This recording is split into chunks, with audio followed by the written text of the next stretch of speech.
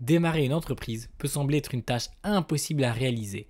Vous pouvez penser que vous n'avez pas les compétences nécessaires, que vous n'êtes pas assez entreprenant et vous connaissez très certainement la statistique qui dit que 9 startups sur 10 échouent très rapidement. Mais ce que j'ai pu apprendre à travers des conférences et de nombreuses rencontres, c'est qu'en réalité, le processus de création d'une entreprise se fait réellement étape par étape. Et une fois qu'on a compris et assimilé cette manière de faire, ça devient tout de suite beaucoup plus gérable. Hello tout le monde, moi c'est Stan. Je sors une vidéo par semaine sur le business, l'argent et l'entrepreneuriat en général, tout en essayant de rester un maximum divertissant. Alors si tu veux qu'on se retrouve, n'hésite pas à t'abonner et à lâcher un like pour qu'on se retrouve dans tes recommandations. Dans cette vidéo, je vais t'expliquer la méthode Château. C'est une méthode étape par étape qui permet de créer quasi n'importe quel business extrêmement rapidement.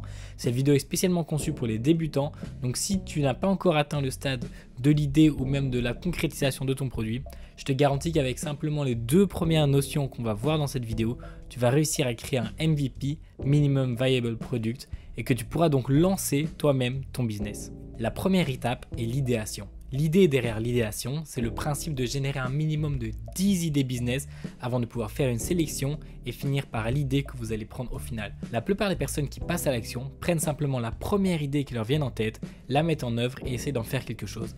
Mais parfois et même très souvent, ce n'est pas du tout la meilleure solution, car cette idée peut avoir de nombreux problèmes, de nombreuses erreurs. Or, l'idéation permet d'explorer toutes ces idées, de les comparer entre elles et de choisir la meilleure. Selon Daniel Priestley, entrepreneur en série et auteur du livre Oversubscribed, cette étape est essentielle. Pour illustrer cette première étape, laisse-moi te parler de Ben. Ben est un jeune homme de 18 ans qui vient tout juste de terminer l'école. Il rêve de liberté, de fun, de flexibilité et d'argent.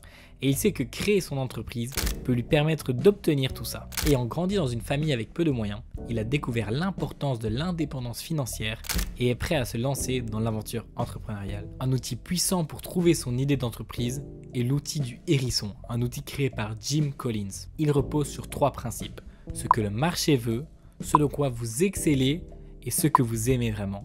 Et quand vous trouverez un lien entre ces 3 éléments, vous trouverez votre idée de business parfaite. Dans l'idée, ça ressemble très forcément au principe de l'ikigai, dont le principe est de trouver une relation entre ce que vous aimez, ce pourquoi vous êtes payé, ce dont le monde a besoin et ce que vous savez très bien faire. C'est une idée japonaise, je pense, pour qui donc la relation entre toutes celles-là correspond donc à l'ikigai, à votre raison de vivre. Reprenons l'exemple de Ben. Ben, il adore le fitness. Son rêve, c'est d'ouvrir une salle de fitness, mais le problème, c'est qu'il remarque très rapidement que le fitness c'est un élément qui est surdéveloppé et qui ne pourra jamais concurrencer Basic Fit ou d'autres grosses enseignes. Il cherche donc quelque chose de plus précis, comme une salle de fitness entièrement silencieuse, mais il se rend très vite compte qu'il n'y aura pas énormément de demandes pour ça. Ce qu'il va donc faire, c'est qu'il va donc chercher d'autres produits et avec ça, il finit par trouver quelque chose qui lui plaît vraiment. Un atelier de fabrication de baguettes personnalisées. Cette idée lui plaît beaucoup car il a toujours été passionné par Harry Potter et par d'autres films et séries de magie. Cette idée lui plaît beaucoup parce qu'il a toujours été passionné de Harry Potter et de magie en général et surtout il est doué de ses mains et il pense pouvoir faire des baguettes magiques lui-même au bois grâce à de l'artisanat. Vu qu'on est en 2025, il utilise évidemment de l'IA pour trouver son nom et il finit par trouver la baguette précieuse en référence à son pays de naissance, la France. La baguette, c'était obligatoire. Une erreur courante des entrepreneurs est souvent de vouloir passer des mois voire des années à concevoir le produit parfait et ne jamais commencer à le vendre. Et le jour où ils souhaitent le vendre, des concurrents ont débarqué ou simplement ils se rendent compte que le marché n'est pas vraiment là. Voilà pourquoi la méthode Château vous demande de créer votre MVP, Minimum Viable Product. Il y a une règle d'or à retenir. Tout découle des leads. Si vous ne pouvez pas générer de leads, il vous sera impossible de faire des ventes. Et pour générer des leads, il faut que vous offriez quelque chose de valeur à vos clients potentiels. Le quiz fonctionnerait sur un système à la Tinder où il faut swiper à droite, swiper à gauche et au fur et à mesure, on finit par tomber sur la baguette qui leur convient. Un bon quiz se doit de divertir l'utilisateur, de récolter un maximum d'informations sur celui-ci pour que ce puisse être utilisable et de récolter une adresse email ou un moyen de contact. Une fois le quiz terminé, il affiche un appel à l'action personnalisé. Dans l'exemple de Ben, ça donnerait environ ça. Vous souhaitez avoir votre propre baguette personnalisée? Laissez-moi votre adresse mail et je vous reviens dès demain. Si des gens s'inscrivent, il a validé son idée. Étape 3, vendre avant de produire. L'un des plus grands problèmes des entrepreneurs débutants est le fait de vouloir perfectionner son produit avant de commencer à vendre. Alors que le plus important, c'est de commencer à vendre. La méthode Château consiste à vendre d'abord et d'ensuite produire en fonction de la demande pour ce fameux produit. Tout d'abord, ça permet d'éviter de gaspiller du temps ou de l'argent sur un produit qui ne se vendrait potentiellement pas. Ça permet aussi de valider l'intérêt du marché, d'être certain qu'il y a donc un attrait pour votre produit et votre idée. Et ça crée un sentiment d'exclusivité pour ceux qui vous découvrent dès vos débuts. Comment tester la demande ? La méthode que je vous conseillerais, ce serait d'abord de faire parler de vous, en créant des réseaux sociaux, en apprenant les premières techniques et en essayant de faire vos premières versions de la baguette via les réseaux sociaux. Vous verrez peut-être qu'il y a un certain intérêt. Alors à partir de ce moment-là, vous pouvez créer une petite page web avec des précommandes. Le système de précommande est vraiment une bonne idée. Ça vous permettra de faire directement des ventes, donc d'être sûr que cet intérêt se profilera par la suite en vente. Et une fois que le nombre de ventes te convient, à ce moment-là, tu peux commencer à produire et à envoyer tes premiers produits. Donc le système de précommande est vraiment un système qui est privilégié par la méthode Château. Par exemple, Ben mettrait en place un système de précommande avec évidemment des prix moins chers pour les premiers, dans le but qu'il y ait donc des premières commandes, qu'il puisse les produire, les envoyer, recevoir des retours clients, donc améliorer son produit. Il partagerait donc ses débuts sur les réseaux sociaux et enverrait le lien de ses précommandes et de ses systèmes sur des groupes très spécifiques à la magie sur Facebook et tout ça, il y en a énormément et ça lui permettrait donc d'avoir des premiers avis de personnes qui s'y intéressent et que eux puissent donc faire un retour sur ses produits. L'étape 4, c'est de construire et améliorer son produit. Maintenant que Ben a ses premiers clients, ce qu'il va faire, c'est qu'il va donc leur envoyer leurs produits et leur demander un retour sur ceux-ci. Ça lui permettra donc d'améliorer son produit pour les prochains, que les consommateurs se sentent écoutés, lui laissent donc un avis positif, voire en parlent carrément autour d'eux. Et ça, c'est que du positif pour le business. C'est de cette façon-là qu'il va pouvoir commencer à marcher et passer au stade supérieur. Pourquoi améliorer ses produits en continu ? Un produit qui évolue suite à des retours clients est forcément un produit qui s'améliorera et un business qui a beaucoup plus de chances de réussir. Satisfaire au maximum les premiers clients et leur demander un retour et ensuite écouter ces retours, ça vous garantit quasiment d'avoir des bons avis dès le début. Et les bons avis sur un site web, surtout les premiers, sont extrêmement importants. Ça vous permettra également d'ajuster votre offre et de mieux répondre aux critères du marché. Alors comment est-ce que vous pourriez améliorer votre offre ? Une façon classique est de demander un retour client tout en n'hésitant pas à orienter les questions pour que certaines questions puissent beaucoup plus vous intéresser. Par exemple, vous pourriez leur envoyer un petit formulaire avec certaines questions précises comme est-ce qu'ils aimeraient une personnalisation avec un nom sur la baguette ou est-ce qu'ils aimeraient avoir des designs un peu plus compliqués, plus travaillés. Ensuite, vous pouvez optimiser le produit et la production. Le but sera donc de trouver des moyens de rendre la production plus qualitative et plus rapide.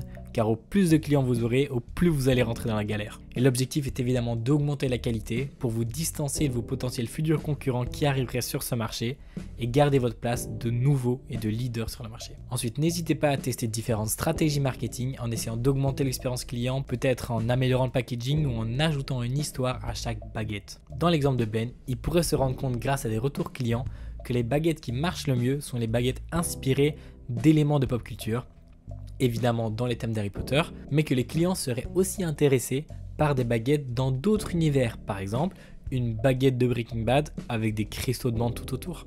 L'étape 5 est d'élargir et d'automatiser. Une fois que le produit fonctionne, il est temps de passer à l'étape supérieure, d'automatiser et de scaler son entreprise. Pourquoi scaler est très souvent intéressant. Une entreprise qui repose uniquement sur son fondateur va très vite être limitée dans pas mal de capacités.